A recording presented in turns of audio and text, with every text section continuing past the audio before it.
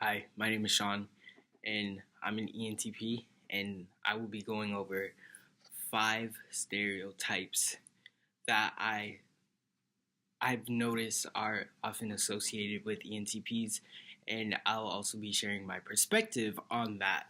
So here we go. So before I start, I'll give the 5, and number 1 will be that ENTPs are cold and they lack empathy. Um, we like to argue. We hate authority. We're disorganized and we procrastinate, and that we're impulsive. So those are the 5 that I'm going to be going with. And for number 1, ENTPs lack empathy and are cold. I think that's one of the most annoying stereotypes that are associated with ENTPs, and I noticed that in the Reddits that I often encounter, it's like it's a bunch of crybaby ENTPs like, oh, do I lack empathy? Like, I don't feel emotion and this and that, and I'm just like, no, you're just depressed. Like, there's a difference. Um, Empathy, to me, I'm pretty sure it means that you have the ability to understand other people's emotions. I've seen definitions where it's also like you can feel other people's emotion, but I feel like that's a little iffy because, like, I think there's more emphasis on understanding other people's emotions. When it comes to feeling other people's emotions, like if someone's feeling guilty about something that they did, I'm not going to feel their guilt. I'm going to and say that they're crying in this place that we're in. Like, I'm not gonna feel their guilt, or I'm not gonna feel sad for them. I'm gonna feel the emotional climate of my environment, and I'm gonna feel the difference of the emotional climate as opposed to like feeling that particular feeling. So, um, yeah, I don't think ENTPs lack empathy. I think it can come across that way because we don't like emotional orgies. Like, I feel a lot of environments, I feel like people are having emotional orgies and they're just throwing their emotions at each other and they're just bouncing them off and they're like, ah, and they're having so much fun, and I hate it.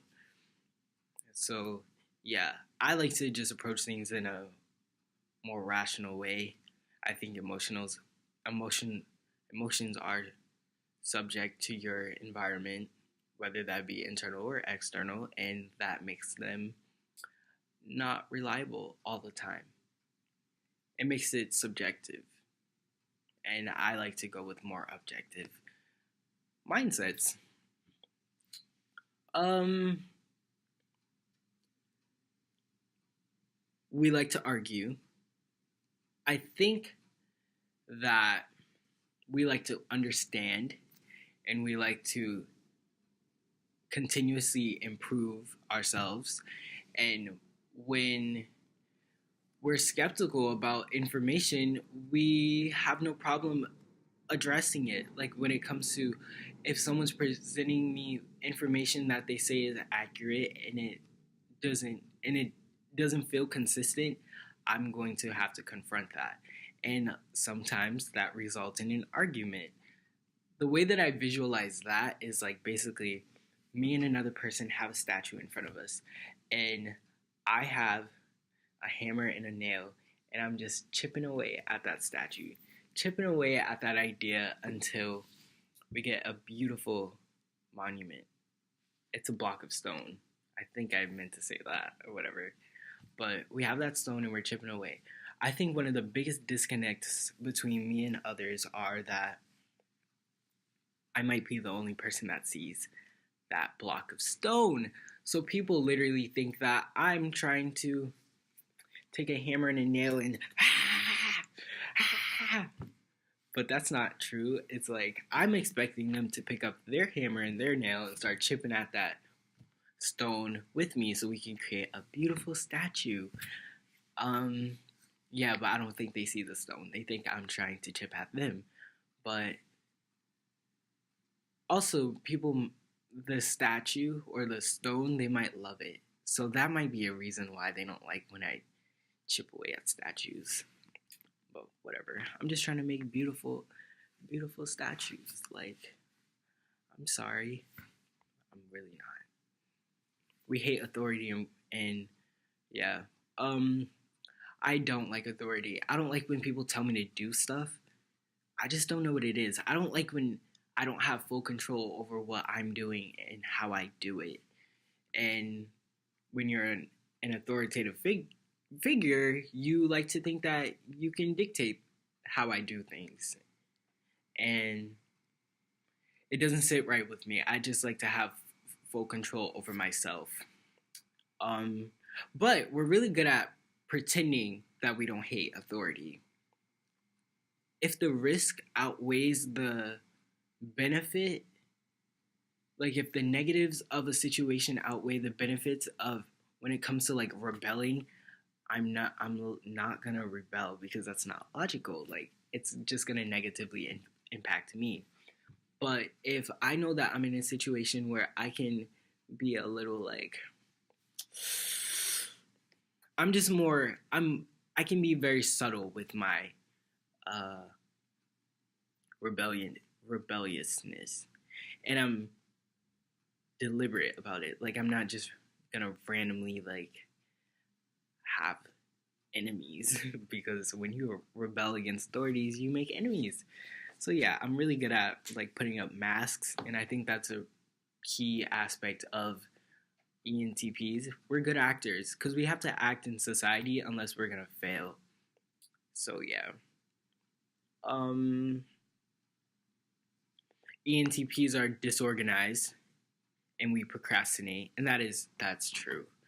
Like I remember being in high school, even in college, like I would wait till the last day to do a project that I had like an entire month to do. I would wait till the last day to do it, and I would get like an okay grade on it when I could have gotten like a really, really, really good score on it if I had given it the right amount of time. But when there's not like extreme pressure on me, or I don't feel an extreme sense of urgency, and when I mean extreme, I mean extreme. Like that is the only way that's gonna light a fire under my ass. Like I have to feel pressure to actually get things done. Yeah, when I was in college, we would literally have a week to do an essay, and I would wait till like 9 o'clock that day because the essay would be due at like 11:59. I would wait till like 9 that day and just bang it all out like, oh my fucking god, ah! And I would get really good grades on it, so that's kind of why I didn't stop. But yeah, I work better under pressure, and I know that for a fact. So I actually wouldn't even worry. It got to a certain point where I just stopped caring, and I wouldn't even worry about the fact that I'm procrastinating. I'd be like, oh, I'll figure it out. I'll get it done eventually. But yeah, we get our shit done. Don't let that fool you. We might not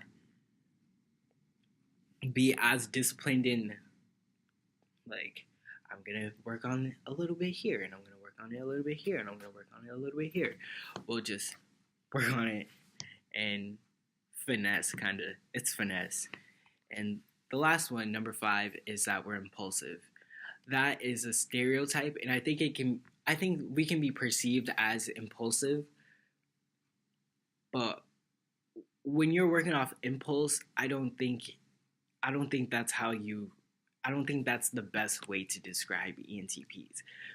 I think we're very calculated in the things that we do. Like we don't just willy-nilly do something. Like there's usually a lot of thought and a lot of consideration behind our actions, which is why I don't really like to apologize to people, because the majority of the things that I do are on purpose. And even if I unconsciously do something, I honestly feel like I unconsciously had a reason, which is weird. I don't know.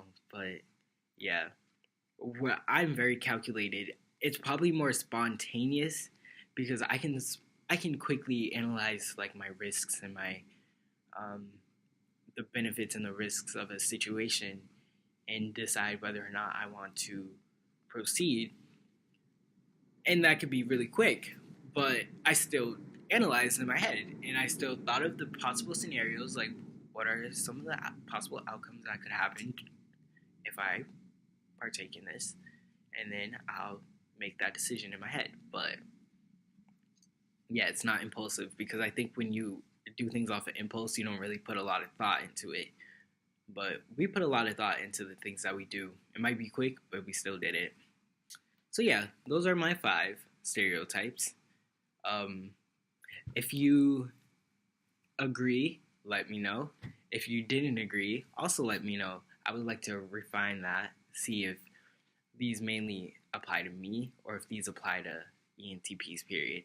But majority of these I found just from like Reddit and YouTube and personal experience. So yeah.